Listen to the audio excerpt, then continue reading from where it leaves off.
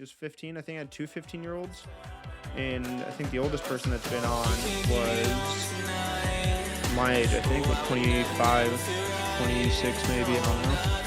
A good variety day. It's a good variety. All right, time to hit him with the intro. Ladies and gentlemen, welcome back to the Brick by Brick podcast. In this podcast, we get to know different OpTic Gaming Greenwall fans. Throughout the course of the podcast, we just talked to them, learned their story of how they got introduced to OpTic, how they became a fan, what made things really click for them, and we just talk about OpTic and their journey. Today, we have Striate. He is a longtime LA Thieves fan, transitioning and getting to know the Huntsman and OpTic Gaming, becoming a fan of those organizations as well as being an up-and-coming amateur Call of Duty player. Striate, if you want to introduce yourself real quick. What's going on, everyone? Pleasure to be here. Very excited. All right. So you said you're going into this blind. You have yet to listen or watch any of the previous Brick by Brick episodes. Do you watch or listen to the Eavesdrop at all?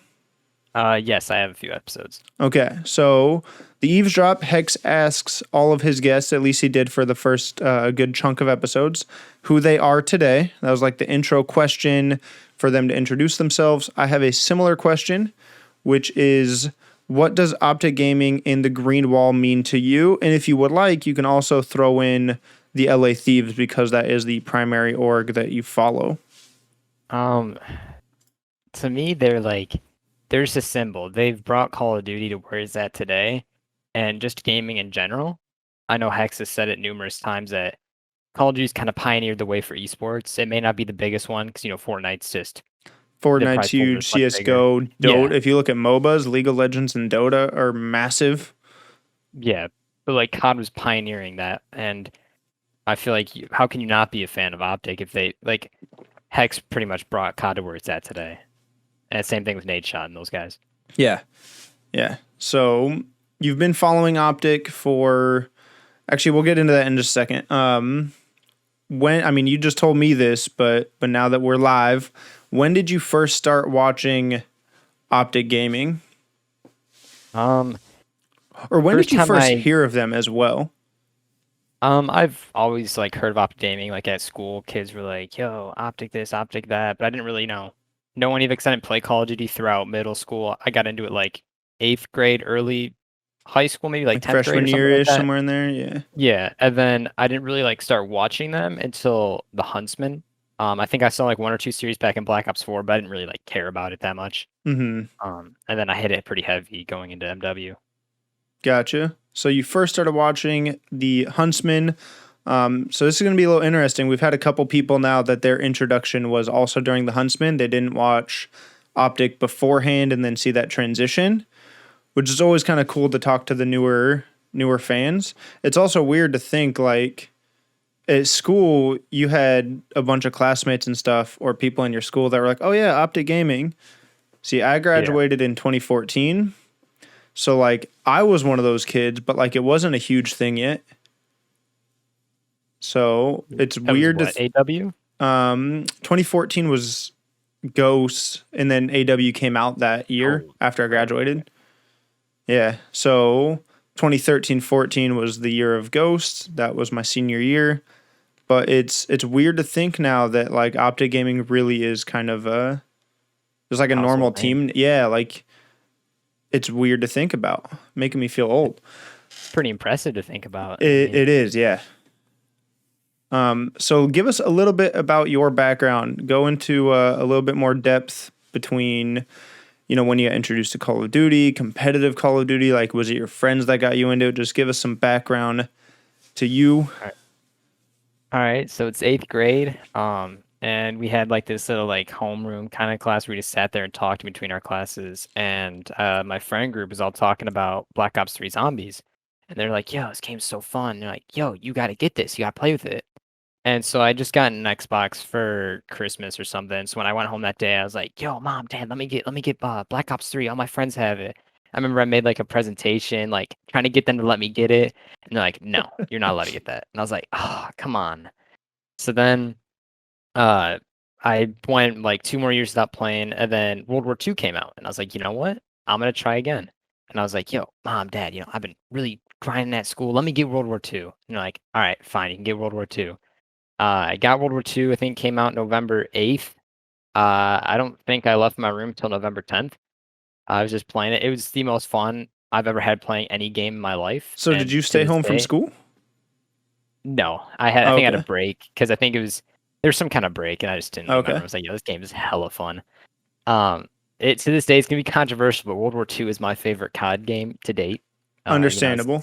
Yeah, it's so good. Like, Understandable because like it's kind of your first COD. yeah, I like think how could it not everybody's be first good? COD is your favorite COD. Like even if you came in during a quote unquote trash game, like that was your introduction to the community. Like you're gonna just have a ton of good memories playing the game. Yeah.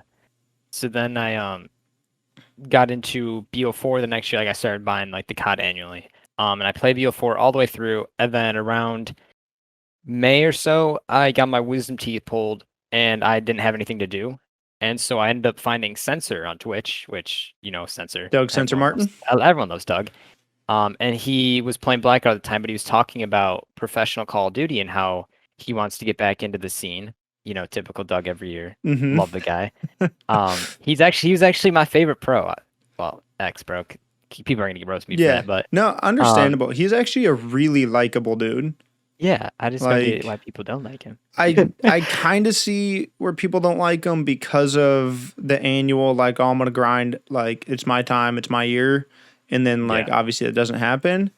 But like outside of that little flaw, if you will, dude, like he's a stand-up dude. I had the pleasure of meeting him at Champs 2019, and like he's just a chill guy. Like he grinds in every aspect of his life, content, fitness, Call of Duty. Like he's a chill dude.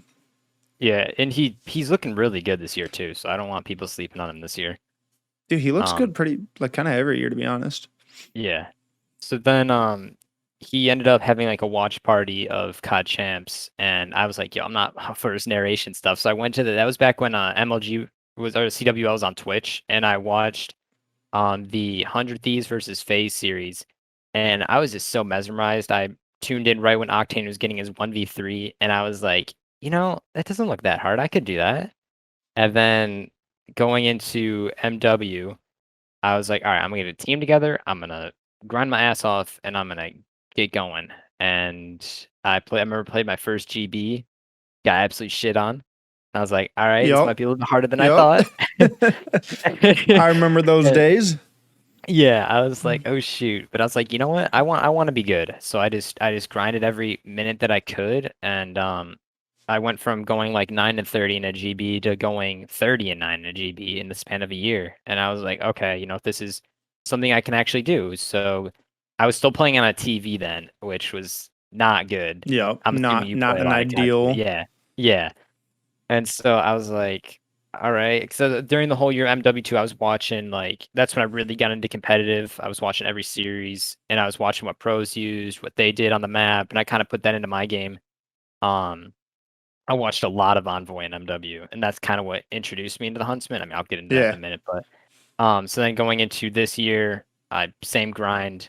My respawn's always really bad off the rip, but I just grinded out. Made a role switch about a month ago. Really paid off. What role And were you doing previously and what are you doing now? I was an entry sub. I could get the kills going into the hill, in the hill, and around the hill, but outside I just would get absolutely bodied. So I made the switch to main AR, and oh my gosh. Are you doing the bodying now? Oh, I just went 70 and 23 in a league play the other day. Hey. Yeah. That's a good match. That's a solid really match, especially in this game. Yeah, this game is horrible. I'm not a fan. That's Yeah, solid. that's pretty much it. Yeah. So that was like, I love that story. So my introduction to Call of Duty, first Call of Duty was MW2, 2010. Classic. Yeah. That's still my favorite COD, like always will be. First COD vibes again. So MW2 was the first COD. Very, very shortly after getting that game, I got introduced to OpTic back when they were doing a bunch of sniper videos and fell in love with sniping. So I'd come from that side of it. I didn't really get into competitive until Call of Duty XP 2011. They played MW3 a couple months before it came out. It was the first $1 million tournament. That was my first like taste of competitive, but I didn't really get into it. And then towards the end of MW3, I played a couple of GBs, got slaughtered. And I'm a solid pub stomper. All right, I've got some good numbers under my belt. GBs are a different world, though. I got my teeth kicked in, and then just kind of stopped doing GBs for a little bit. Like went back to pubs for the last month or two of MW3. Then Black Ops 2 came out. I watched UMG Chicago 2012. OpTic was playing against Complexity, hijacked Hardpoint, and they made a comeback. It wasn't an insane comeback, but it was a decent Hardpoint comeback. And that basically got me hooked from that tournament through probably AW. I watched like every single tournament, and like every match too. Like I wasn't just watching OpTic play. I was watching everybody. Got a team together with some classmates. Twitter and GB forums weren't quite. I mean, the GB forums were bigger, but like I wasn't stoked about just playing with a bunch of randos. So I kept things local and just formed a team like at school. And we didn't do anything crazy. Like we were just like an average team, but it was my introduction to Call of Duty competitive. Went to Anaheim 2013. That was my first event, and that was like an eye-opener of like what things could be. Like I'd been following it virtually basically, but going to an event is definitely different. Nowadays, I just play pubs. I actually haven't touched COD in a couple months. You're not missing anything. Like COD for me just hasn't really clicked for the last few years. Black Ops 4 was actually pretty fun. I did not I don't like 150 health with stim shot, but it was a pretty fun game. MW, it was a fun game, but I didn't like it competitively. To be honest, like MW competitive more than this competitive. I go back and forth. I don't like Control as a game mode. I think Control's buns. Oh, I hate it. Like just in this game though. Black Ops 4 worked. I need CTF or Uplink, or I need something else that's Control sucks in my opinion. Hardpoint's great. Search and Destroy is great. I really like Search and Destroy in Cold War because it's slower and more methodical. Yeah. But respawns are like Modern Warfare respawns weren't any better because the spawns were all jacked up with squad spawning. It's like I don't know. I just haven't. Would you want to see Blitz come back as a game mode? I would take Blitz over Control. I would actually pretty nice. Almost consider Domination over Control. But I did not have fun playing Tom last year. Domination's pretty boring to watch and to play. But like to me, Control's almost no better. Like they're bottom of the barrel game modes in my opinion. 100%. But that's kind of my backstory, just so you have something to go off of. I mean, you got to play in the golden era of COD. Like you're lucky. Like I came in kind of when COD was leaving that quote unquote golden era, and yes and no. I think everyone's gonna have those nostalgic like. In 5 years, you're gonna think World War II and right now is like the golden era. Maybe. Hopefully not. Hopefully things are all uphill from now and we get some really good games. Vanguard. But I have zero. I did not like World War II that much. I liked the war game mode. That was just a fun pub stomp game. Yeah. But part of it is like because I don't play competitive much anymore. Like if it's not good in pubs, I don't like the game. And I think a game needs to be fun in pubs in order for you to enjoy it competitively because you got to be able to chill on your kind of quote unquote off time. Exactly. And just enjoy the game. And I do think skill-based matchmaking in its current state has taken that away too. It's very hard to just chill now. Yeah, it's kind of aggravating when this game first came out with skill-based. How like you could get a really, really good game, but you're like, all right, well, I'm about to go 0-10 the next game. Yeah, like that part's annoying. I think I don't know if you were like really paying attention when they were talking about all the engagement optimized matchmaking. How it's basically like the game tracks everything. It knows exactly how you play. And if you leave hard games, you'll get easier games because you're basically telling the algorithm and the servers, I do not like playing in competitive matches. So give me easier matches. but at the same time, they can't get too easy because then you're going to get bored and go play a different game. So they make them a little harder. I'm Yeah, not against they that, find but that at the same balance. time, like let me be the decider. Give me a good league play and I'll play Exactly. that when I'm getting bored. Give me good pubs and I'll play that when I'm getting frustrated. 100%. Yeah. All right. So back to OpTic though. In your opinion, okay, so you give me a little backstory as far as like how long have you been watching the Thieves? Did you start watching them like after you watched the Thieves phase match in Black Ops 4? So I watched the Thieves Black Ops 4 match, and then going into next year, they didn't have a spot, so I didn't really follow it. The only team I followed last year, like hardcore, was NYSL because Sensor was on that team, even Mm-hmm. though he's a sub. Then I started branching out to other teams like Huntsman and all that, and then with Thieves coming back this year, that's when I was like, all right, that's my favorite team for Black Ops 4. They're my favorite team now. Okay. So So in your opinion, because LA Thieves is obviously a great organization, Nade Shot, Logan, like they do great work. They put out some top tier content. So you can answer this question in two ways if you want to, but what, in your opinion, makes OpTic special from other organizations? And like I said, you can kind of throw 100 Thieves in there because I feel like they are kind of that one of the special standout orgs versus most of them. to be completely honest, I'd rather watch OpTic content over Thieves because Thieves doesn't have that same family feel that OpTic does. Thieves has branched out and has grown a lot. Respectable Nate Shot, like good for him that he did that. But OpTic has stayed close knit to that same core people. You have your competitive COD team, then you have Hitch and Nick, Hex, Bose. Like it's a close knit community. So whenever you watch the content, you see the same faces over and over again. And with 100 Thieves, they have 36 different channels, 36 different faces, all this other stuff going on. And you kind of get lost from what the real purpose is, just having fun, making content with your friends. And I feel like OpTic just really nails that. I really like to hear that, knowing that you're like a kind of a newer fan, and I'm like this ancient 2010, 11 years in fan. Like to me, that's the thing that pulled me in initially, right? Was like, and a lot of that stems from Hex. Hex is like the heart and 100%. soul of that family feeling.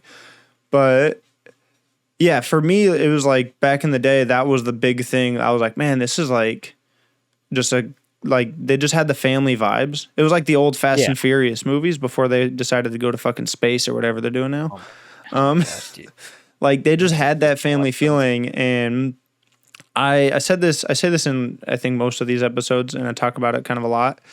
But I saw FaZe kind of come up during Modern Warfare 2 with their trick shotting videos.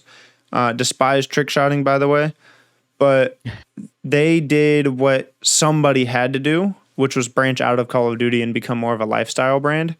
And you see that they're the most followed organization in esports by a Yeah. pretty big margin. And it's good that somebody did it. I'm glad it wasn't OpTic. I'm glad OpTic kind of stuck to their roots of Call of Duty, stuck to their roots as far as the people and personalities go. And I think 100 Thieves is kind of an in between Yeah. They're not because never they do phasing that, branch but out. They are primarily a lifestyle and streetwear brand, or apparel company that was able to get back into esports. But they started out as an apparel company. But yeah. they're also really loyal to their people. And you see that with them recently they gave Courage and Valkyrie some ownership and stake in the company. Yeah, I like to see So that. That's I feel like they're kind of that in between of like, we're going to keep pushing the boundaries as a lifestyle brand, but we're also going to be there for our longtime employees or members, whatever you want to refer to them as. yeah. But I do like knowing that you'd rather watch OpTic content. Oh, And I 100%. agree I with love everything 0 you to said 100. too. With and you saw it last year, right? When Hex left OpTic and went to Yeah, that NRG, and then he very quickly, he brought Scump, he brought TST, he gets OpTic back, and now you have Blake, who grew up as an OpTic fan and then was TST. Technically, he's an OpTic member now. yeah. Um, Like, just kind of always like paying respect to. he's the Codfather. He's the Codfather. I think if So Hex wasn't the personality he was, I wouldn't follow OpTic because I actually used to not like OpTic. yeah, you said that. Yeah, Yeah. what was the So reason? the same reason I don't like Atlanta FaZe, like it wasn't like an ego thing, like, oh, they just think they're better than everyone, Like And that's kind of what I thought, but I was like, yo, it's kind of a bandwagon if you like OpTic phase, like all the good teams, like why can't you, Right. like an underdog? And then Hex, when I started watching him interact more and I saw the behind the scenes and not just the matches, and I saw that OpTic isn't always the best. They're like I started watching what was it called? You The said you started Vision. I watching started watching Vision, yeah. yeah, I watched Vision probably a month ago and I watched all that and I was like, Wait, did you actually damn. watch all of it? Yeah. Damn. You've watched more Yeah. Vision than me. I was like, yeah, I'm starting here and I'm Vision here. started when life started to get kind of busy for me. So like I watched like probably the first season a good amount, but then the videos started getting longer because they started picking up other I would like, you know, the COD half the time. yeah. So I'd skip to COD half the time, and then I just got like too busy. I've been meaning to go binge all of them, but hats off to you for doing that.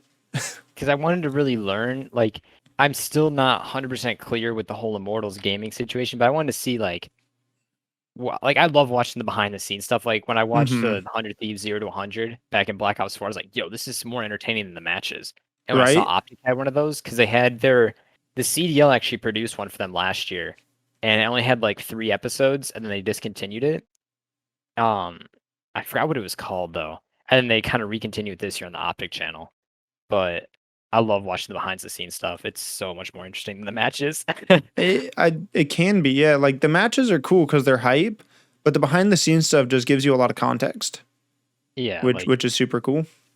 Like you watch if you watch back the Vision from like Black Ops 3, you just see everyone vibing, but like internally, you know that team's just like like Crim 6, Scum, Form, Yeah. like they're all having their problems and all that. Same thing with IW. Yeah, that's a heartbreaking like era to see it all unfold. But man, that Dynasty team was something else for sure. I hated watching the World War II season because Scump and Kramer just sitting down there like, yeah, this always happens. We start off slow, but then we pick it up at the end. I'm like, you guys aren't picking it up. You're end up dropping. You're gonna drop Formal and Karma. It's not gonna end well. Yeah. Yeah, that was I didn't really watch much World War II. Like I didn't. I was busy, and two, it was like I don't want to watch. Like it was painful, kind of. Yeah, and like it wasn't OpTic. And as far as the Immortals thing, as far as my understanding goes, sometime in I believe 2017, Hex sold a majority stake of OpTic to Infinite Esports and Entertainment, which eventually got bought by Immortals, and people like the heart and soul of OpTic slowly got basically pushed out. And then they eventually left, formed the Huntsmen, Immortals did their thing, and now Hex is back. But I think we almost didn't get OpTic this year with the 1v1. We talked about that in, I think, 3 episodes ago. Because this is going to be, I think this is episode 8 right now. And I want to say it was episode 3 or 4. We talked about the Envoy 1v1 and how we had no idea the impact that would have. Hex did at the time, but he didn't tell his players, which that's big moves right there. Like, dude, I was so hyped when Hex bought this baby back. Yeah, that's before I watched Vision, but I still got the importance of it. Like, just I feel like some things are like they're big enough where you can tell how important. Yeah.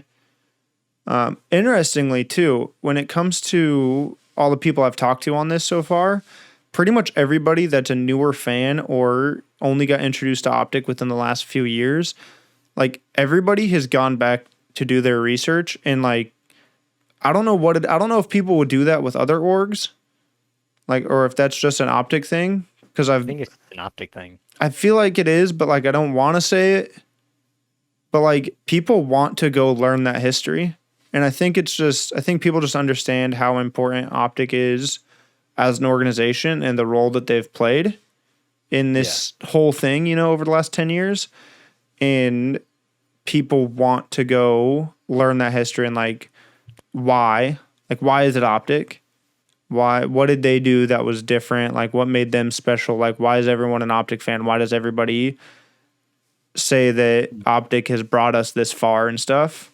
But it's super cool because like literally everybody has gone back to rewatch at least Vision, which to be fair, Vision is probably like the one thing that you should go back and watch. Oh yeah. And I'm Um, glad they're starting up the process now. Can't dude, wait to start. the process so The far Nick has been episodes. so good. Roger's done a good job. Roger's insane. I actually would be interested in doing similar stuff. That's what I was supposed to do last year. Last year, I was supposed to go to a couple of events and kind of test the waters and see how I liked doing behind the scenes stuff, just like Yeah. on my own personal channel, kind of like event videography and whatnot. But then Like how COVID Hitch used to happened. do. Yeah. So as soon as events start back up, I'm gonna try to do it. I kind of tried to at Champs. We'll get into that in a little bit, but yeah, last year sucked because of that. Something I normally ask on this for people that were fans before the Immortals thing is, if you were an Optic Gaming fan in the past, what did you do during, the dark times when they sold to Immortals, and then more importantly, last year when the Huntsman formed? But I don't know if, I mean, you got introduced in the middle of that, so. Yeah, I feel like if I was a fan before, like you still follow the players. You don't really follow the team that much. Mm-hmm. And especially with a team that's as well known as Optic, you're still following the people. Hey, it doesn't Yeah. matter. They could turn into the London Ravens and everyone become a London Ravens fan just because you have the names on there and the personalities. Yeah. Like Well, if yeah, it heck, grew to be bigger than just the name Optic. Like, yeah, as what did Hex say in the NRG vision video, the final goodbye video? He was like, well, you could build something bigger. You could dwarf Optic with whatever it is you build, but you'll never be Optic. yeah. Like, And Immortals, when they had Optic, they weren't really Optic. they weren't really Optic. And I think that goes for anyone that kind of does it first, Yeah. right? Like, you could create a new trick shotting clan and you guys could dwarf FaZe, but like, But you'll never be. you'll never be fans. fit. Like, FaZe really did bring trick shotting to the limelight.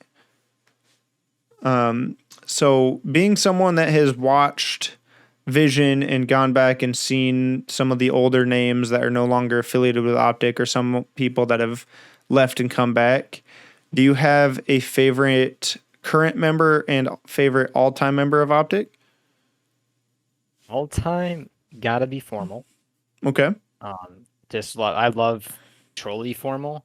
Dude, Formal's Like watching hilarious. back, I was like, yo, this guy's not a troll. Like watching the BO3 IW World Tour, he's serious. And then I see him in the Optic podcast stuff, and he's just Do you cracking see me him up. now? Dude, he was like a sleeper. Yeah, I was like, wait, where did this guy go? You drop Cram and boom, this guy comes out. Right? And then probably short term, like not as long. I don't really have an answer for that. It might be even probably one of the Halo guys. I liked Ace. Ace was pretty cool watching the Vision. Mm-hmm. I was kind of sad when they dropped him, but I mean, their Halo team was kind of atrocious till they picked up CLG. Yeah, And seeing Frosty and Mental, dude. like I didn't know who Mental was, and then when he was gonna come to the scene this year, I was like, I have no idea who this kid is. And then I watched Vision, I was like, that's Billy. Same Yeah. thing with Frosty. I didn't know he played for Optic, which goes to show how big Optic is. Yeah, there's been some big names and whatnot. For me, mine's always my favorite current member, Big T. Love yeah. Big Timer. Favorite all-time member, Karma gets thrown in there, but all-time is going to be D Treats. He's an old school sniper. He probably hasn't played. He hasn't been on Optic since probably like 2012, 13. I was gonna say I don't even know who that is. No, no one knows who he's a pro PUBG player nowadays. So he's still doing his thing, still got a nasty shot, but he doesn't do Call of Duty anymore. But if you're ever looking for some insane sniper abilities, D Treats is pretty nutty. I'm horrible with the snipe. Oh man. I got okay at Cold War before I got burnt out. Like I was starting to. One thing I've struggled with for the last few years is I've been so bored with pubs that I just basically go in running around quick scoping in pubs. It's like the only way I can have fun. But I also like competitive. But it's like sniping, I like to crank my sensitivity up a little bit higher For comp, Those kids. for not crazy. I used to be crazy. Back in the day, I was just like max sense. But I'll usually hit like about 7 or 8. Yeah, So high, but not crazy. And in comp, I play on like 4 or 5, somewhere in there. Slow things down a little bit. But what role do you play when you play comp? Flex now. I started out as most like a main AR. Yeah. But now I think mentally I'm definitely a flex player. Like I don't have the best gun skill, but I think I just understand like flow and map control well enough. Oh, that's definitely important as a flex. Yeah. So like you kind of set the pace for your team. I think that's where I do well. And if I have a good one of my buddies, like my duo, he's definitely an objective player. He just started getting into comp like a little bit more last year. And then he started sweating as an objective player, and like he was actually pretty nasty. I was like, you know what? If I flex and you OBJ, like we're solid. Yeah. So, but I started in Black Ops 2 when I first got into comp, really into comp. I was a main AR, like an Octane, aim down hallways, ADS. Oh, dude, I'm so slow when I play main. I'm just posted up. Like, yeah. Ooh. Which, granted, the game used to play different then too. Like anchoring and hardpoint was a lot more important. Yeah, I wasn't going to say a lot more important, but like it was a lot more straightforward. Like you didn't really have to go towards the hill at all as an anchor in Black Ops 2. There's actual roles, and now there's just but now it's like it's like basketball. Yeah. Like traditional post-game basketball doesn't exist in today's day and age. Like today's basketball, you have to play fast-paced ball and everybody needs to have a mid-range jumper. Like 20 years ago, your center did not need a mid-range jumper. He just needed to have good post-game. And that's what today is. Today it's like you don't have – everybody needs to be able to rotate into the hill at times. Yeah. Especially with control, the way that stacking works, everyone's got to be able to push in and play objective. Yeah, and and at the same time, you might be an entry sub – but under the right circumstances, like, sorry, your job's to get spawns right now. Yeah. You're the only one on that side of the map. Like, you got to fill that role for a minute. So yeah, playing a slow AR role. I haven't played since the new update, but I think it's a little easier now. Seems like the ARs are definitely dominant right now. But yeah, I feel that. Subs are still pretty decent, pretty lethal. But I'm thinking the PPSH needs to come in. Same thing with Black Ops 4. The SOG was really good up close, but bad at range. And the PPSH is really, really good up close, and it's decent to bad at range, which would be perfect. Yeah. Having that good balance between, like... I feel like the hardest thing is dialing in mid-range effectiveness. Like, do you have an AR that's too strong at mid-range and is beaming subs, or vice versa? Is your sub too good at mid-range and it's kind of out-beaming ARs? It's like subs should dominate the close, ARs should dominate the range, but figuring out that mid-range meta, I feel like that's always the... I think 3-gun meta would be perfect. I know Dashy, I was watching him play 8s last night, and he was using the FAMAS. So let's hope that comes in. That's our flex gun. I would, like yeah. Had a 3-gun. Well, like how the Maddox was. Yeah, the Maddox. Yeah. Oh, so nutty. Dude, like, I loved the Maddox. The Maddox was the perfect flex gun. Oh, it was beautiful. The Dashy 5-piece on Seaside. One of my favorites of all time. And a lot of that's actually not because of the clip, but because of the crowd, like hearing everyone roar. You can just hear them going up and down. Yeah. After every kill. Speaking of that, have you been to an event? No, I have not. They literally, MW only had 4 events? Yeah. And that's when I still wasn't like as invested in watching it. I still was really, really invested, but it's like, I'm like, I don't really plan on going to an event. And then once I started hardcore competing this year, I was like, damn, bro, I wish I could go to an event. Right. And luckily they're coming back though. So yeah, on that, I want to know if the events are going to be like player only or like, I'm curious to see what that, because part of me, I don't want an OpTic opener event kind of, if it's going to be small. Yeah, I feel like they're gonna have some kind of like restrictions on how many people can go into the venue. Yeah, Stuff, you know. and like as cool as that would be to get kind of like almost VIP access and whatnot, it's going to be insane when OpTic has a proper opening event the way the Huntsman was supposed to last year. But Yeah, like it's Peter and going to Hex be is punished even for that. bigger now because it's OpTic. They're a bigger org, and with Hex back in charge, like the OpTic event, the proper OpTic event is going to be insane. Yeah. And I just don't want like if there's going to be restrictions on how many people can go in, I don't want that to take away from the insanity. I honestly feel like if they're gonna keep it small scale, they'll do like stations like they have in the past, and Mm-hmm. just have those set up and not have to run on a huge venue. Um, but I still think they should have some kind of spectators there, whether it be other players, fans, whatever it is, just to fill that void. Because if you're just sitting on a stage Yeah, looking out into an empty like abyss, like that's just not going to be fun to compete. It's not going to give you the true, same vibes. You true. be playing for your bedroom. Yeah, yeah. Good point. If you could go to an event, a past event, what event do you think would be like your number one? Right back to Black Ops 4. Thieves versus FaZe. Just to be in that To be crowd when there they're during down 0-2 in the series and 0-2 in the control. They win that, what was it, 2v9, 2v11 or something like that? it was nutty, yeah. Celium drops 50 for the L and the hard point. Like that's just ooh. All right. Or maybe OpTic winning champs, either one. Like See, I feel most people that come on here, obviously, like they're kind of more diehard OpTic fans. They don't have yeah. that like second team LA Thieves thing that you got going on. So for most people, if they haven't been, 2017 champs is like the big one.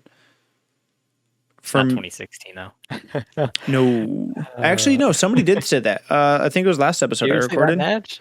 Someone, yeah, because it was just an impactful match. Yeah. Like as much as it sucked, it was also like that was the punch in the jaw we needed to win in 2017. Yeah. Is basically how the analogy they made. And I was like, you know what? That's actually that's a different perspective that I haven't heard before. But who knows? Maybe that's true. Maybe like that was the final straw where it was like, okay, next year we're fucking winning. Yeah, I knew that if there's a specific event and if Karma's in like a 1v1 with someone, and they said that if he didn't clutch that team probably just would have broken up because that's when they were in their beginning of the year downward slump. So was that in IW? Yeah, it was. They said in one of the Vision I episodes. I know what. I can't think of the name of the map, but I know what 1v1 it is. Yeah, but Damon's just the GOAT, so he hits he wins his ones. That was that one I actually watched, and I was like, "Fucking Damon, dude! Damon wins that shit." Fucking Damon, man, come on, bro. Damon. It's kind of sad to see him retire and win more maps than he did last year in these like year cups. Yeah, I don't. Damon's had a rough few years, not performance wise, but just I think grind wise. Like he hasn't had the right team that like they're all willing to grind together. And I think he's been at it long enough where it was like, I'll just retire. Like if you guys aren't willing to grind and stuff, or on the other side of it, like he just wasn't enjoying the game. Which I think a lot of the veteran players struggle with enjoying the current games. 100%. I mean, Aches, as much as I hate the guy, Aches is a really, really good player. I actually agree with a lot of his competitive takes on what would make the game more competitive. Yeah, when he had a slideshow at the beginning of the year. Yeah, and he did it last year too. Like he is a good head on his shoulders for that sort of stuff. Like if we had a player union, you'd want that guy, Yeah, you'd want him as like the head of the union, telling the devs, "Listen, do this, your game will be competitive. Trust me." 100%. Like I hate the guy, but dude's got some he speaks facts. This guy's a GTR too. Thinks he's all this hot stuff. Right? 1-2 rings. GTR is nice though. That is true. Do you think Damon will ever come back to competing? No. As much as I want it, I think if he was going to come back, that would have happened this year. Yeah. I don't I feel like he's in a think good spot now too. I mean, he's in OpTic. he's in a good Everything. Yeah, spot. The way the league is now with contracts and whatnot, like he would have to leave OpTic in order to come back. I don't think he'd be a bench player in order to stay on OpTic. Like he'd want to be a starter. The game would have to be perfect for him in his role. Like, and I just don't see that happening. The devs. I was talking about this with a coworker last night. Actually, you have Call of Duty Mobile, right, which is this standalone Call of Duty tile for phones and tablets, and it's got its own development. It has maps from both studios, guns from both studios, but it's its own project. I think Call of Duty Esports needs that. 100%. You need your annual released game that you've been doing since like 2002, 2003, whatever. They used to go a couple year segments in between, I think. No. It's always been on the year? Yeah. You've gotten it used to be, it started out as a 2 dev cycle. So it was a Treyarch game, and then an Infinity Ward game, then a Treyarch game. So it was Modern Warfare, Black Ops 1, Modern Warfare 2, Black Ops 2 every year. And then in Advanced Warfare, they introduced Sledgehammer to the mix. Sledgehammer produced Advanced Warfare, and that was the first time that we got a 3 dev cycle. And that lasted for 2 cycles, and now we're back to a 2 dev cycle with Sledgehammer supposedly coming back for World War Vanguard. Because their competitive was kind of nice. Looking back at it now. Ranked was insane. Yeah. Ranked was really good. I think here's the reason I'm not looking forward to World War II Vanguard. I don't like games that are that old.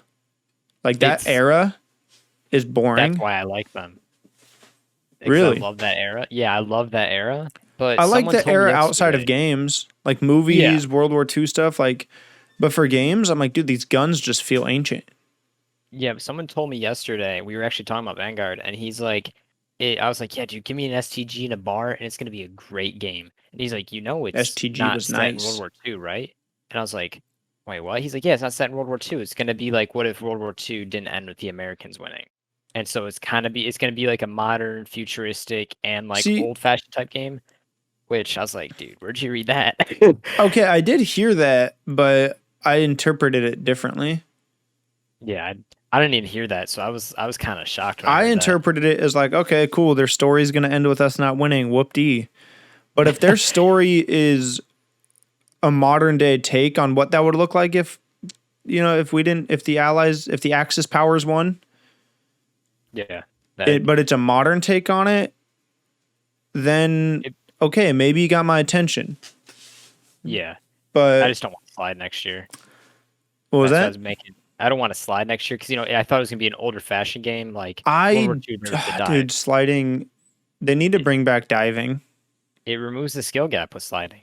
Yes, and I don't. It's like the same way that I talk about stim shot almost. For me, I actually liked the concept of stim shot when they first introduced it.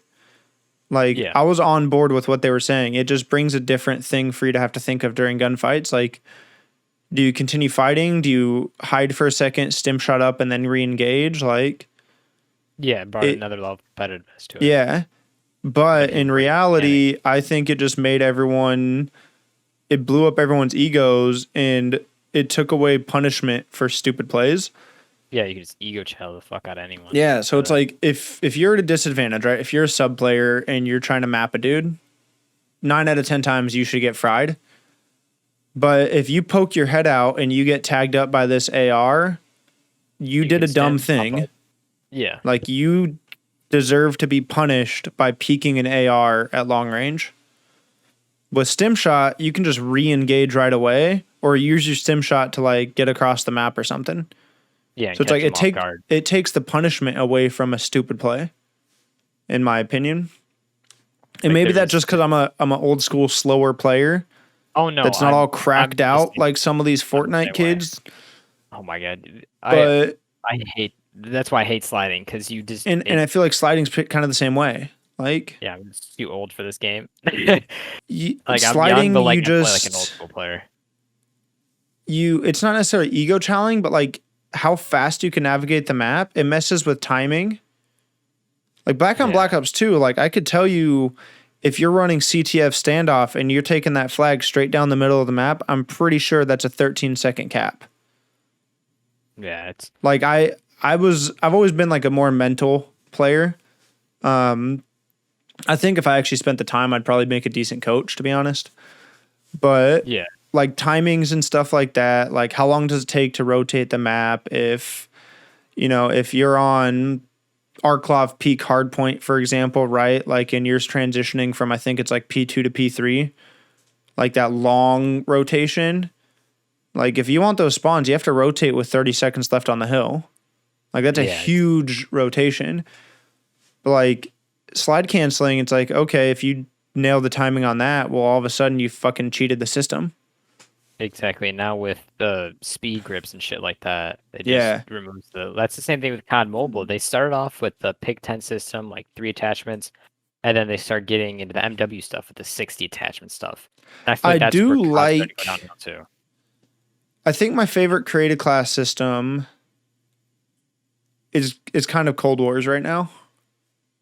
See, I just don't like with all the attachments. I like how it is, But like the with the way system you have your itself, perks. I like Yeah, it's that true. it's kind of a combination of pick 10 and Modern Warfare. Like Yeah. it's So you have your I perks. yeah. Like Specialist last year, I feel like that just wasn't fun. Well, I think one of the things with agreed, by the way, specialist, like I would like us to get away from the hero shooter thing Yeah. that we tried to do with specialists in, was that Black Ops 3 was the first game that introduced that, I think? Because Advanced Specialist where you Warfare, I get don't all think the there was specialists, right? There's just you just had a jetpack. But Yeah, I I don't think it think was you had any like BO3. special abilities. I think BO3 was where they introduced the special abilities. Yeah. And like I get why they did. Hero shooters are a big thing. Overwatch at the time was massive. Yeah. But Trying something new with it, this but you're not Overwatch. Like yeah, make your you Call own, of Duty, stick to what you know. yeah, stay in your lane. Same thing with 5v5 when they went over to that. Yeah, like With I understand the switch. I'm glad they reverted to 4v4. But then you had that extra player on the map who literally could run whatever gun, whatever they wanted to do, they could just go and do it. Yeah. And it was We kind have of two annoying extra at times. players per map, and it just made that's another thing that messed with timings and spawns and rotations is like having an extra player on the map. You know how hard it is now to get a squad wipe Oh, it's and annoying. how impactful a squad wipe is when it comes to spawns. Yeah, 5v5 you kill 3, but there's still 2 on the map. By the time Yeah, the 2 so get it's to like you, they're combining that spawning. with squad spawning made spawn like what was the one on what was the map MW map with the office on one side, the warehouse on the other one? Hackney Yard. Hackney Yard, yeah. What was the match where the spawns literally flipped the tide of the game magically? That happened so many times in There MW. was one like in particular though where it's like literally they had no chance to win and the game was like, yeah, you do. Here's some spawns. I know there's been times where like the P5 spawns on the D-back have like I there was like a think Rocker versus Dallas match that happened where like so I think Illy went in, got like a 4-piece just to break the spawns for P5, and that caused Rocker to spawn all the way out to that P2, and they couldn't rotate to that in time because the way the yeah. spawns were, the way it was punished. So yeah, 5v5, stim shot, slide canceling, like I don't know. I think at the end of the day, again, I think we need to continue doing a yearly cycle for pubs.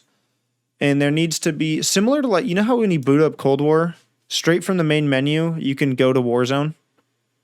Yeah, Even though Warzone's like, technically a different game. yeah, They need to do that with like a dedicated Call of Duty esport. Like it's Yeah, a separate thing game that was- you can easily get to from the other games, just from the main menu. That way it's not super foreign. You can still get your pub players transitioning into comp if they want to. 'Cause that's Yeah, I another thought thing about Call of Duty has struggled with. is getting pubs to go over. Yeah, the league. the transition. I had an idea of since you have 3 developers, you basically have your 3 game modes. You have your campaign, your MP, your zombies. Each developer does really good at a specific At one of those, like those. Sledgehammer. Yes, Yeah, Sledgehammer does really good competitive. Had to make the competitive. Infinity Ward does the campaign. Treyarch does the zombies, and then you have Warzone as a standalone game. And I feel like that would make it which so granted, much better because it wouldn't be Raven is rushed. pretty big on Warzone. Yeah, it wouldn't be rushed every year. You'd have like Sledgehammer only be working on the competitive, so no other developer has to worry about competitive except for Sledgehammer. Yeah. And Well, I I feel think like the that'd only be reason that they don't do this currently is because of the amount that it would like split up the player base. It's the same yeah, reason I don't think that they will make a Modern Warfare 2 remastered. If they made a Modern Warfare 2 remastered in the current state of Call of Duty, nobody would be playing yeah, no, Warzone or actually no, Warzone would still be popping, but no one Cold would War play is gonna be MW or Cold awesome. War. It would be Modern Warfare 2 and Warzone. Yeah. And I think They if it almost weren't nailed for that the with new Infinity map in Ward. Warzone, even a lot of Warzone's player base would go back to MW2 for a hot minute. Yeah. I think the only reason What do they'd you think stay of currently MW is because of the Remastered? new map. What was that? What do you think MW Remastered? How do you think they did with that? I think that basically told them not to release MW2. I feel like it wasn't that bad. As someone who didn't play the original one, I played that in between World War II and BO4, and I was like, okay, this is actually pretty fun. Like, So I didn't play the original either. I mean, I did, but not during its year. I played it a couple years afterwards. And my time during that year with IW and remastered, my time was pretty equally split. And I think the hype around MW2 remastered is even bigger.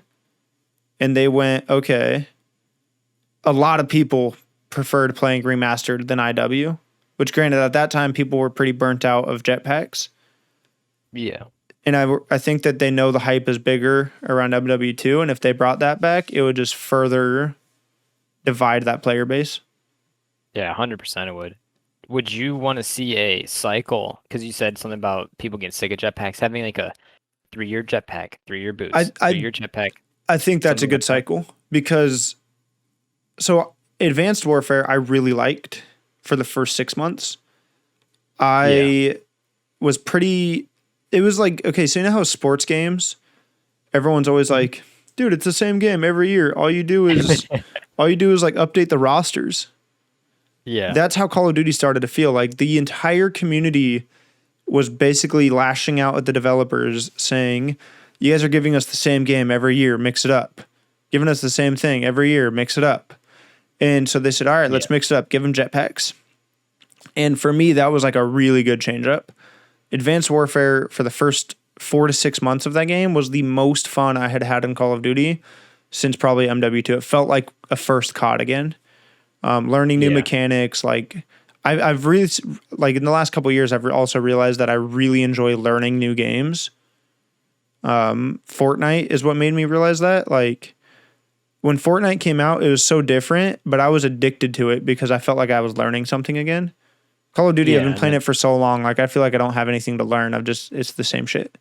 Fortnite kind of turned into the Call of Duty. Like with COD, it was just your fun game that you would play to, get away and relax. And then the sweaties started hitting it. And Hmm. Fortnite, the sweaties, I feel like ruined the game. Like with the I super feel like it cracked was a out building combination of stuff. devs and sweaties. I Yeah, think the devs almost enabled the sweaties with 100%. turbo building specifically. Yeah, Turbo and it's building so that controllers could compete with PC players made everybody become a sweat because all of a sudden yeah, everybody was able to build on the fly. Whereas like I started playing Fortnite day one. So like I remember when they released Combat Pro transitioning to that, when they released Builder Pro transitioning to that, and like actually practicing my builds to make sure that yeah. I could outbuild people and build Took skill. quickly. And then turbo building came out and it was like, oh yeah, just go into the build menu, hold the right trigger and walls will pop up Yeah, in 0.03 seconds. And I was 100%. like, It's so now everybody can build fast despite the 3 months of practice I've been doing. Thanks, but guys. I do have to give it to the PC guys, to their edits and stuff like the pro Fortnite players. I have a lot of respect for them because like I that respect for takes anyone still skill. playing that game competitively. Yeah, like the Like, building stuff, the editing, shotgunning as you're editing oh, back, dude, and you yeah, get no, it's so complex. I agree with that, but I think that killed the game. Oh, 100% it did. 'Cause Like, there's no like league play except for yeah, I would like say there was no in between. And yeah, and I think that's the state of battle royales. Like, you can't have a competitive battle royale without like a private match system. Yeah. or a separate playlist, which granted they eventually added Arena, but that was too late. Yeah, I feel like Warzone needs something like that. Or They at least get to they like have do like a on ranked. the high enough end, right? Like you can have private Warzone matches, but it's Yeah. exclusive for like top streamers and stuff and tournament hosters. But where were we? Jetpacks, right? So Jetpacks, ton of fun, loved it. Black Ops 3, I actually didn't play that much. I had bad internet and was just busy with life. Infinite Yeah. Warfare, I really liked it, but I was also starting to get burnt out on jetpacks. World War II, it was dark, it was gloomy. It was a good competitive game, but like outside of the war game mode, I didn't love it. Yeah. And ranked, and the game also didn't work for the first week. Like that was probably the worst launch I've ever experienced. Yeah. And then was Black Ops 4. I actually mostly enjoyed Black Ops 4. I played it enough to get Dark Matter camo. I was on the grind for that. And then I got to LMGs and I was like, nah, Yeah, it was rough. It was rough. But Black Ops 4, I actually have some pretty fond memories. I really like Heist as a game mode. Yeah, I actually met my like quote unquote Call of Duty best friend from Black Ops 4. So like we have a lot of fond memories on there. Yeah, like that. Stim Shot for me ruined that game. And then Hubs Modern wasn't that bad, Warfare. though. Modern Warfare was also pretty fun, but I got burnt out pretty quick because there wasn't like a proper ranked mode. Yeah. And slide canceling and spawns, like it was fun if you just wanted to go in and slay. I actually didn't play that many pubs in But MW. like I only played the that was it. ranked. And I don't have a competitive team, so like Yeah, so I've really got like nothing to one do. solid duo that we play all the time. But other than that, it's like we just throw together teams with coworkers and stuff, but like they're all pub players. So like I don't have a good squad to like grind competitive with. And then you got Cold War where I'm like, I actually really like the movement system. I like the game competitively. But for some reason, something about it just can't hold my interest. Yeah, it's still kind of And I do think a bland big for a part of track that game. is the skill-based matchmaking. 100%. The fact that every time I boot up the game, I feel like I have to go full sweat. Like, That should never bro, be I'm the case. not trying to sweat every time I get on the game. Yeah, like you have a long day at work, you just want to, chillax, Like I want play to some go, pubs, vibe I want out. to stomp on some noobs. Yeah, All right, that's the best Christmas part. noobs didn't exist this year. Exactly. It was just Christmas sweaties. Yeah, and it got me thinking like, because my buddy he actually really liked IW. That was like a big turning point for him in Call of Duty. Like he was a Call of Duty player before, but I feel like IW is where he started to kind of get addicted to it. And so Yeah. he's like, dude, like I miss IW. I'm like, you know what? I kind of miss it too. Like I was nasty with jetpacks. I could outmaneuver a lot of people. I miss it. And so I think we're at the point where I get 2 to 3 year boots on the ground jetpack cycle would work. Yeah, because it kind of freshens up the game every few years. Yeah. And it's not like you're switching from jetpacks to boots every year, because then it would just be too hard for the pros And to keep up. I would like to see what a jetpack game would look like now with everything we learned from the first cycle. Yeah, I feel like it'd be a lot better. Yeah, like okay, we introduced the hero shooter mechanic. I don't like it. If they can either bring back jetpacks without that or a really minimal version of it, like maybe that would work. IW I think had the best version of loot boxes, which we obviously don't do anymore anyways. But I think that with everything they learned the first go around, they could make a really fun jetpack game. Are you a fan of wall running, or did you like just the boost from AW? I like wall running. Yeah, I like feel both. that makes the I game like more wall fun. running, but I also really like the ground and pound, like the downward thrust from AW. Yeah. That was fun. I like being able to stomp on people. In Like both I the remember pubs watching. and- That's when yeah. that year is when I really became a big Damon fan. He was putting out. I don't remember the series he was doing, but he was basically just like making montages of him just ground pounding people, and it made me realize like kind of how to maneuver jetpack games. Yeah, so So- you can do so many things in the air. Yeah. And so I feel like after watching a few of those montages, I actually became a lot better at jetpack games just because it started to click how you can move. Yeah, you kind of broke the barrier of Yeah. between the pubs and then like the And then outside. taking that forward, like once I hit IW, I was like, dude, I can walk through people. Like there's a certain group of players that I feel like it's not clicking and I can walk through them. And that shit's fun. Christmas noobs since day one. Basically, yeah. And it actually was a pretty good competitive game too, right? Uplink was super solid. What S&D was super good in IW. Like I would like to see another jetpack game. That would be cool. I would like to see that too, and I feel like they could do it with Vanguard. I definitely feel like they could.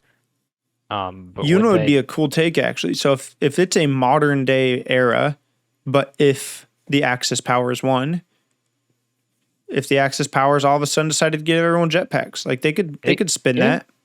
Yeah, they totally could. Right? I was also hoping for AW2 this year. I was like, yo, that's about to be hella. You know dope. what game needs a sequel campaign wise? Ghosts. Yeah. Dude, I need to know what happened. I got to know what happens next. And looking back, Ghost was actually a solid game. Yeah, I think Ghost, if you make Ghost 2 and it's just like Ghost 1, but instead of domination and blitz, you give us hardpoint and blitz or CTF. But I also saw on the OpTic podcast, they were talking about game modes like hardpoint. We're only playing hardpoint because it's hardpoint. Like, why wouldn't we play it? Like, we're not branching out. We're not trying to make another new game mode. Because hardpoint did not exist before Black Ops 2. Technically, you got Drop Zone in Modern Warfare 3, which was very similar. But it wasn't, your traditional 250, your hardpoint. And when was the last time we created a new competitive mode? Control. Which in my opinion is dog shit. It's the worst game mode. Yeah. Like, I think that's the worst new game mode we've ever gotten. Yeah. It's not fun in competitive. It's frustrating in competitive. And it's not fun in pubs.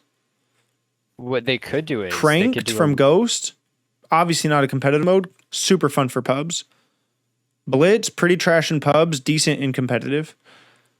Unless you just got Heist, 4 guys in the back and just flood through. Heist was dope. I would like to see Heist make a competitive run. It's basically CSGO. I was gonna say I'd like to see that too, but I don't think they could. After the mechanics of it, like the downing and all that, I feel like it'd be too much of a battle royale in a sense. True, because the way you finish people.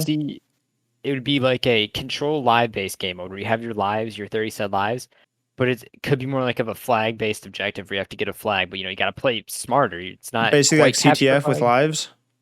Yeah, but you could add an extra objective in there, so it's not just like your normal CTF. Yeah, I think you're on the right track. Like some version in that area would be really cool. Yeah, just some variety off of a sit on time and collect get progress on a point. Like that's just not as entertaining to watch. Yeah, and from what I've heard, I haven't played Control since they updated like the timers and whatnot. But from what I heard, it basically makes no difference. Yeah, it's the same thing. It just makes the game longer. Yeah, they put in a time per tick. Yeah. And give you 20 seconds per tick. And then they reverted it back to what normal Control was, which the 20 per tick was actually really good. Because if you have 3 seconds left, you're probably not going to be able to cap a whole point if the other team's really good. So if you get 2 guys on there and get a tick, you have an extra 20 seconds now. So you can kind of work with that a little more. Well, I feel 20 seconds is a lot. I feel like one of the issues with Control 2 is it's very defensive favored most of the time. Yeah. 100%, except for raid and there's a couple maps where, not even a couple maps, but a couple points on particular maps. Yeah, that are offensive favored. Perfect map this year, all around for all 3. Yeah, no, raid's just a perfect standoff. I cannot wait. I played that on COD Mobile, and I can't wait to play with the controller. No, standoff is such a good map. CTF on it was really fun as well. Yeah, it's just a good map all around. Black Ops 2 has such good competitive maps. Big T, baby. Oh yeah. All right, let's go move forward a little bit with some more OpTic related questions. Okay. If you could be involved with OpTic in any way, shape, or form, whether it's a content creator, a pro player, behind the scenes guy like Roger or Matt or Hitch even, what would you prefer to do and why? Definitely a pro player because you get to play with, the people you basically grew up watching or like the people who got you into competitive COD. And like those players have such a huge fan base now. So like you join OpTic, you're basically guaranteed to grow your fan base and have a lot of support from the green wall, even sometimes when you're losing, not always. Mm-hmm. But yeah, pretty much just the competitive side. And then after that, stay with the content because, Hex treats everyone good, even if you're not Yeah. even competing anymore. All right. See, for me, it's a combination of like I would like to be a streamer and content creator, but at the same time, I don't like when I'm streaming. I honestly feel like I'm not entertaining. Yeah, it's hard. Trust me, it's very hard to like. Yeah, I don't get how big streamers can I do think it. I think I'm better at videos than I am doing live streams.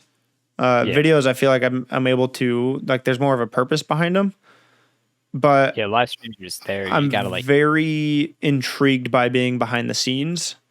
My first event I mentioned earlier was Anaheim 2013. I went to Anaheim 2019 and Champs 2019. Those are the 3 events I've been to. I vlogged at Anaheim 2019, and then it was a lot of fun. But going to Champs 2019, I vlogged, but I also got a microphone and a gimbal for my phone, and I kind of dipped my toes in event videography. Like when the crowd was going wild and stuff, I'd step to the side and like try to record them going crazy. Yeah. And that was like a lot of fun. And it felt like I was standing there next to like Roger and other orgs camera guys. And I was like, damn, like this would actually be super cool. Yeah, being like a behind the scenes guy. Me one day, like. Yeah, like it was intriguing enough where I'm like, okay, I gotta try this out some more to see if I really like it. But in the moment, I was like, damn, like this is as much as I like being a part of that crowd. And then the more I started thinking about it, the more I realized like they're the ones that really propel the story forward. Yeah. Right? Like what is Vision without Hitch? What is the process without Roger? What is 100 Thieves without Logan Dodson? Yeah. Like it's the behind the scenes guys that really propel the brand and the content forward and the storytelling. They help shape what storyline you want for your team. And then outside of that, I love movies. And it's kind of like a cross between the two because it is storytelling at the end of the day, but around esports and gaming. So as much as I would love to be a content creator, I think I would equally love to be a behind the scenes guy. My biggest thing with the behind the scenes, I think this is kind of normal, but like I don't think my editing is that good. But I think it's normal for everyone to like, like there's no way I'm not at that level. I can't be that good. Yeah, that just comes with time, just working with all the. But at the same time, like I've had other people watch, and like I can edit a lot better than some people. Yeah. Like, so progress, like. Yeah. Don't think Hitch was the best editor when he first started, and then he got an award for it, right? So yeah, it's always a fun question. I think most people either go content creator or pro player. That's like the most common answer I've heard so far. Yeah. And who was it? Rinchos. He does the social media for the Hex quarters. He said he would want to be a social media manager, basically. Yeah, I feel like teams need, like all the CDL teams should have that kind of guy who goes and like tapes the team, like and have like their own version of Vision. Because like some players like London, like no one really watches them. No one knows who they are. And it's such a powerful piece of content. I agree that every org should have it. But they don't do it right sometimes. Like I know Rocker tried to do it, but it just didn't have that same like touch that 100 Thieves or OpTic had to it. Yeah. Well, I think part of that is also 100 Thieves and OpTic have done so well building their own brands and personalities, and the people within those orgs have their own brands and personalities. Like half the people I talked to on this, they got introduced to OpTic because they found a Scump video. It's like Scump does his own thing. He has his own brand. He has his own fan base outside of his pro side of it. And more players need to be doing that too. And so I think with other orgs, it's hard because they don't have that player that has that. They don't have like that all-star face of the community player. I feel like Octane went out and did that because he didn't really do content that much, but then he started doing it in MW, and it just kicked off. Yeah. And I feel like any player can do that. And who is Zini? Zinni, yeah, bro, I love Zinni. Like, there are a few players that have done that, and have done it really well. TP, right after he retired, like, dude, TP has probably had one of the best transitions from pro player retiring and going streamer. Like, yeah, Blackout, he's done really well. Yeah, he's done, I think, probably the best. And I don't think we'll see that happen again until probably Scump retires. Yeah. Because even Karma hasn't been the best. He could, but he hasn't. I feel like he's been too lackluster and just hasn't really cared. But I mean, like, he could definitely have a really huge following and have, like, those videos. I don't think he's figured out like the thing for him. For TP, 100%. He found it with Blackout and Warzone pretty easy. And also, as much as this is probably a really, really, really, really small factor, TP's got a fucking great voice. He's got like classic radio voice. So he's easy to just listen to. You wouldn't spend 3 hours listening to Barlow? Dude, I mean, I would.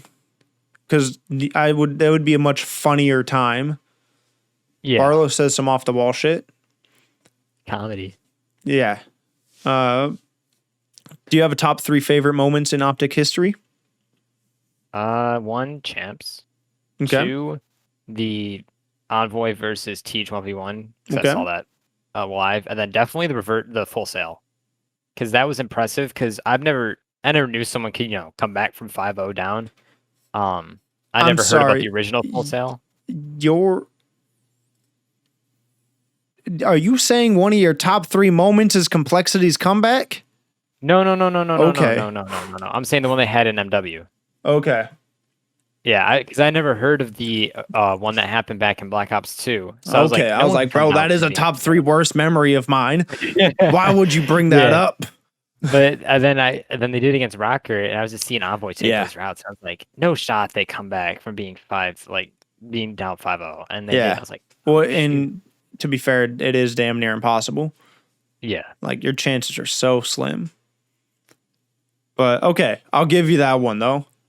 I thought, man, you gave me a little mini heart attack. Oh, no. I was like, dude, we don't talk about that here. I'm never putting Aches on that team, right? That was Aches. TP. Yeah. You know what, dude, my favorite thing about Aches, nobody, and I mean nobody, has done a better job of willingly taking up the villain role in the community. Yeah. Like, as soon as he started to shape himself into the villain, he sent full. Yeah, I don't know. He went, okay, I will be the villain. I'll play the role for this entire community. He got him a GTR. I mean, and respect to that, because that's a hard thing to do. It's a hard thing to willingly be hated by everybody, especially with the franchise now. Then you got people like Haggy, right? where I also don't like Haggy.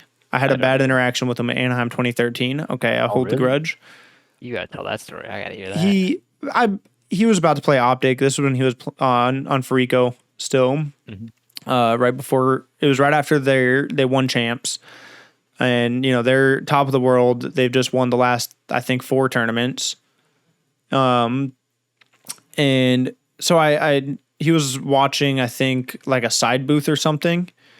And I walked up, I was like, hey, I was like, so what do you think of your upcoming, and granted, I'm like 17, I think, 16. Yeah. 16 or 17 at the time. And I'm like, Sorry, I don't know that. Thank you, Amazon Echo speaker. Yeah.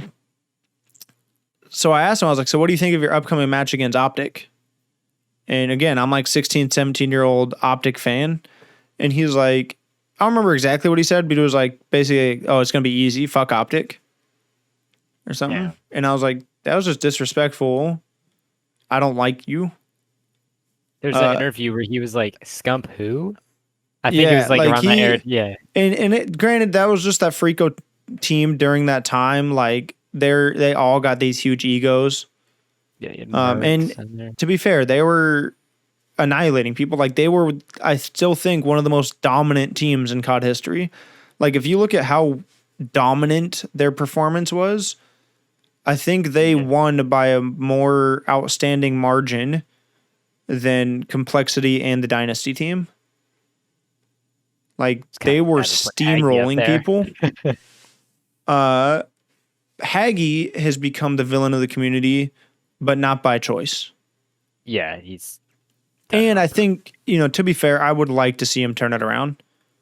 I thought he did when he joined London. There was a split second where it was like, okay, Haggy's kind of turning around now. He's in the league. He's probably going to shape up. And then he gets removed off London. And then he just goes back to acting like a child. Yeah. I would like to see him turn it around because he is, one, really good at the game. He is a smart player. And he's been around for so long. And I like seeing the preservation of the veteran players. It's like, I think, what song was it? I think it was an Eminem song, where basically pointed out how like a lot of new rappers don't pay respect to any other people that came before them. Yeah. I want to say that was in Rap God, but I could be wrong. But it's like, I don't know. I don't want to see these veteran players just get forgotten about. Like, I mean, he does have a ring. Like he's won championships. He's won champs. He's a good player. And I don't want any new players to come onto the scene and like not understand the players before them.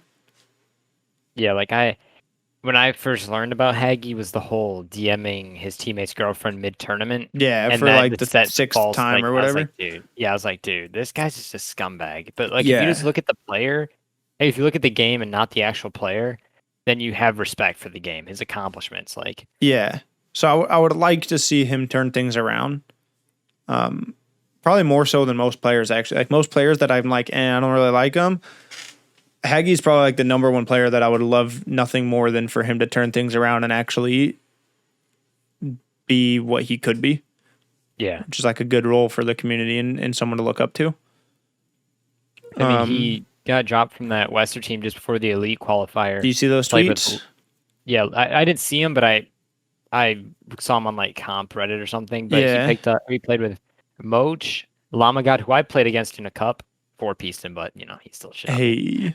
Glory, who I played in a pro points, he's cracked out, and then he had Lamagod, Haggy, Glory, and Moch, and they qualified. And I was like, that just proves that Haggy can lead a team to win. Well, even with London, he was doing pretty good. Yeah, like he had that 4-piece in top raid. He had some solid play with them. Yeah. But it is what it is. Yeah. What's happened. I don't know if you've seen Tenet, but it's a phenomenal movie. I have not. I was planning on it. It's good. It's real good. If you can meet one person in OpTic, and it could be anybody, pro player, behind the scene, like anybody in OpTic, who would it be and why? And does your answer change if you go from just meeting them to actually being able to hang out with them for like a whole day? Oh, that's a hard one. I definitely eliminate Envoy. He doesn't seem like he'd be fun to hang out with, but like the whole day just wouldn't be fun. Meeting him would be pretty dope. Dashy, he'd be fun to hang out with. He's just a goofball. Like, it's a tie between like Dashy, Formal, Scump, and Hex. Like all 4 of those guys would be so fun to hang out with. But if I had to like meet one, I'd probably want to meet Hex. If I was hanging out for the day, I'd probably hang out with Formal because that dude has the vibes. Yeah. See, it's interesting. I started adding the switch up on that like a few episodes ago because at first it was like, who do you want to meet? And then I started thinking about it for myself, and I was like, I don't know. Like I've met a few of the people at various events, and I was like, if I can meet someone now, I'd probably want to meet Big Timer. But if I could hang out with someone, like Big T's trading stocks all day. Like he's a funny ass dude, but like he's trading stocks all day. Like what am I going to do? It's like, so if I could hang out with someone, Hex I think is probably top of the list. I've already met him. He's a cool dude, but like hanging out with like Jude, Hex, good Mexican food, the dogs, like that would be a good vibe. That's a day right there. Grew up in Southern California, so like I'm all about the good Mexican food. Yeah. Love dogs, Actual got 2 Mexican dogs food. right now. Like it'd be a good time. And then also I think Blake would be super fun to hang out with. Like I think him and I have a similar OpTic story as far as like OpTic fans, snipers, and stuff. Like I don't know, he's got good vibes, but mostly like I'd want to meet Big T, but probably hang out with Hex. Yeah, I feel like that's justified. All right, and right before we wrap things up, a couple final questions. We've been going for about an hour, almost hour and a half now. Do you have a favorite content series that OpTic has done, or is Vision like the only one that you've gone back and watched? Vision's the only one that I've watched. I know they have other ones for their other teams back when they had like a Halo, Overwatch, League, all that stuff. But favorite series might be the ones that they're doing now with like where they have like the teams and you have to like guess like who the rapper is. Those are pretty nice to see. Okay, like the little trivias. Yeah, the trivias are pretty nice, but probably the Vision. That's Okay. just, I figured it'd be kind of a weird question because like they've had trivia is something they've done in the past. Vision is the obvious answer because it's Vision. Super iconic content series. When they picked up the Brisk Mate sponsor, they had smooth competition. Hex had Mexi Candy. Ethan the Avenger had that as like maybe his favorite series, where it was basically like you have 2 or 3 of the OpTic members try different Mexican candies. yeah, I remember seeing like the thumbnails for those. Yeah. So there's some good ones. I think my favorite is, I think the process might be my favorite in the future. Like it's shaping up to be really good. Hunting OpTic, the Minecraft series back in the day, that's a top one for me. Hunting OpTic, and then someone recently reminded me of the Minecraft series they did right afterwards, which was all, I don't remember the name of it. I've been meaning to look it up, but it was also really good. So they've had a lot of good series throughout the years. Yeah, it's hard to pick one. Oh, and something I didn't mention were my top 3 favorite OpTic moments in OpTic history.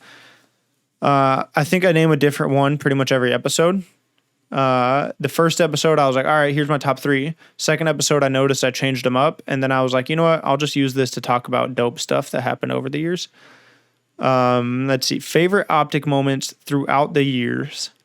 Proofy's Ace in Ghosts, Sovereign S&D at the X Games. I think I remember watching that. That's a solid one.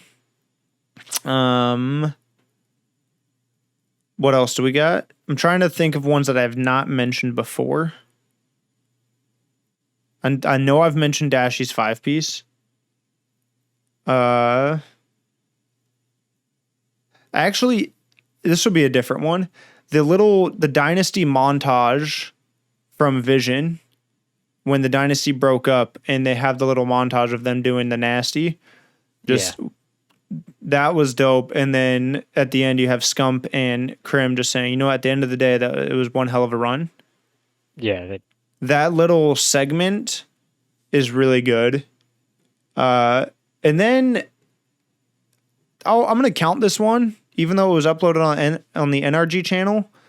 But the final goodbye with Hex, I've watched that video so many times.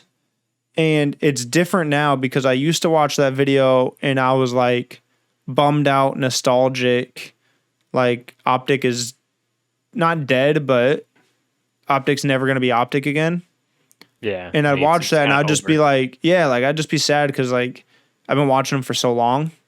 Like your childhood. Like yeah, like it's literally my freshman year till now. Like, and now I watch it and it's like, it's still sad, but it's also like, it's a good reminder of like, okay, these are the good days. Like OpTic is back. Yeah. Like enjoy them a little bit more this time around because I didn't enough the first time.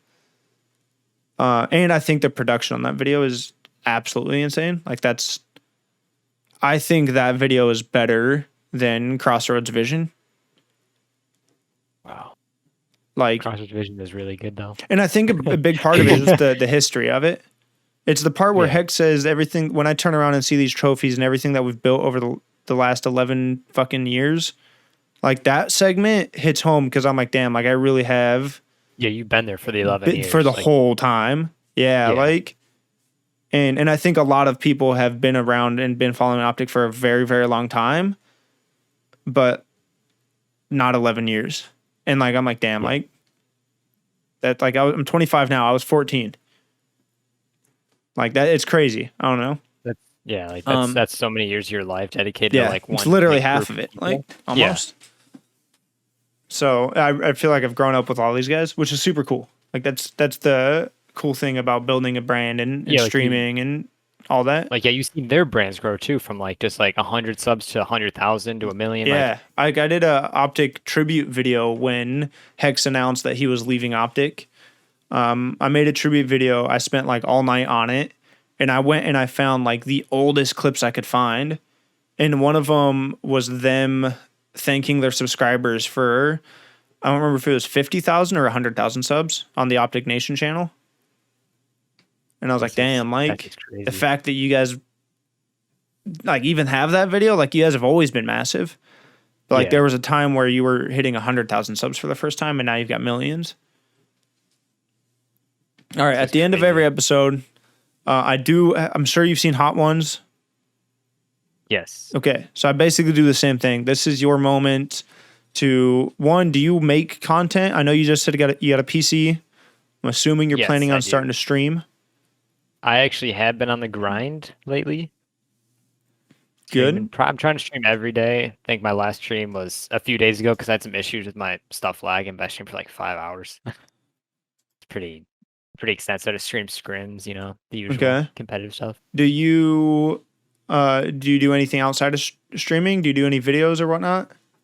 Do you I plan did to? back in Black Ops 4. I'm trying to get back into it. I just uploaded 2 videos last week, I think. Okay. Trying to do a video a week, start slow, then Yeah. put in 2. Yeah, that's what I've done. A lot of different like content strategies. There's been times where I tried to hit like every platform at once. I was like, I gotta post on Instagram, Facebook, Twitch, YouTube. Yeah. Pinterest. I was posting on Pinterest. Oh, damn, you're hitting them Pinterest all. actually went off. I was doing some like fitness stuff on Pinterest, and I think in a month I went from 8 followers to like 10,000 or something. Oh, wow. Yeah, like my Pinterest fitness stuff does really well on there. Gaming does not. Yeah, I Pinterest tried is like flop. I was like, okay, I got some numbers. Let's post some gaming stuff. No. No, go back to fitness. Yeah. I tried uploading every single day on YouTube, and that worked for a little bit, but you just get burnt out. You get burnt so out. fast. Yeah. So my current strategy that I'm almost closing up on, I'm planning a 3-month thing. Things are typically done really well over a 3 to 4 month thing. Like, if you're trying to change your daily habits or like fitness or everything, like it's always a 12-week plan. So I was like, all right, if I could do 3 weeks or 3 months, of 2 streams a week, a video a week, and a podcast every other week. And for the most part, we've done all right. I've missed a few. I think I've missed like 2 videos. Or no, I think I've only missed 1 week of videos. The other time, like they haven't gone up the day I want them to, but they'll go up like a day or 2 later. I've missed streaming is what I've missed the most.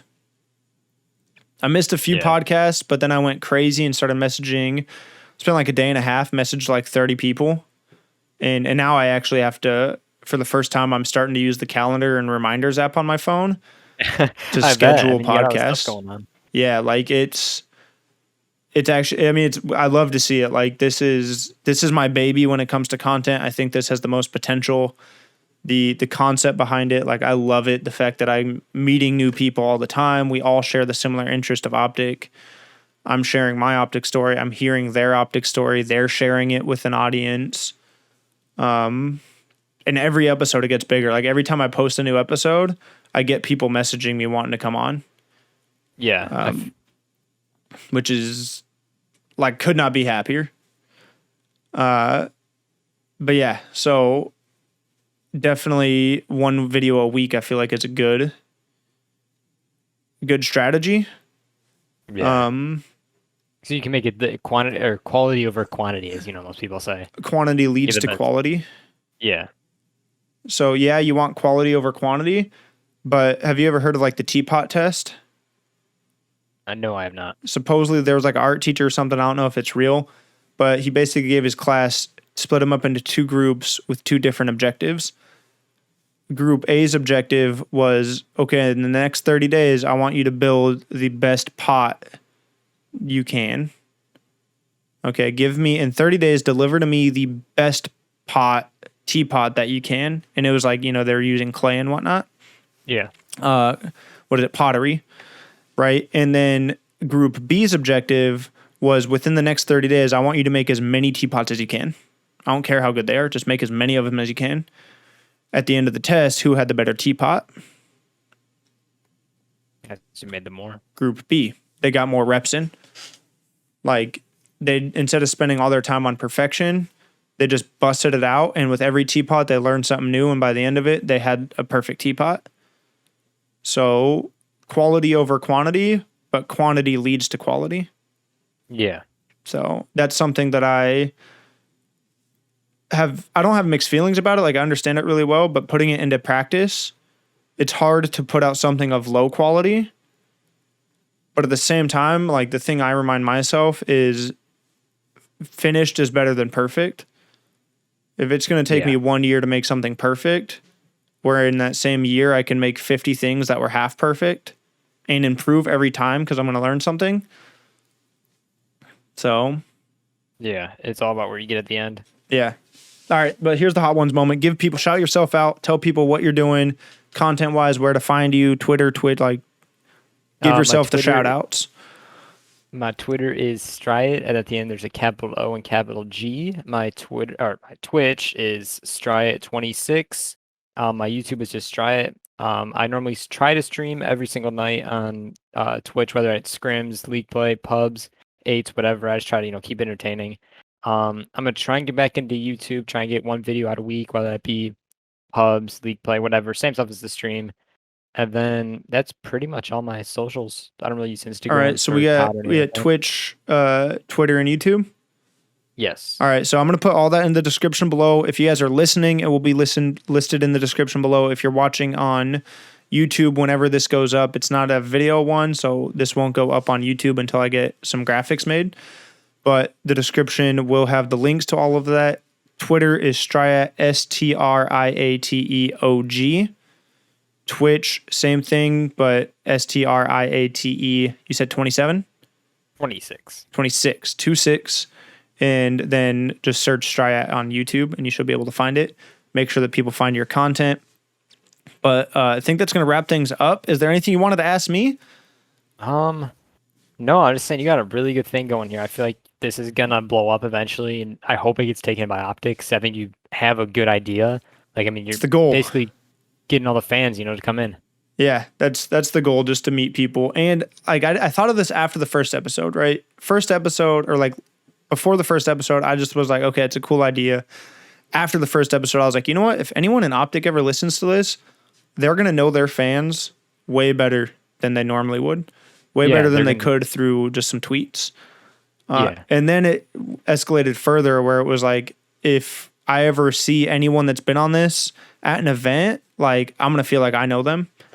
Yeah, like you had a 2-hour-long conversation with them. You get to know them more as a person, not just a Twitter profile picture. Exactly. Not just the Avi, right? Yeah. All right. Thank you for coming on, though. I think did you reach out to me first, I believe? Yes. You did. I don't know if you had my buddy on yet, but Scourge.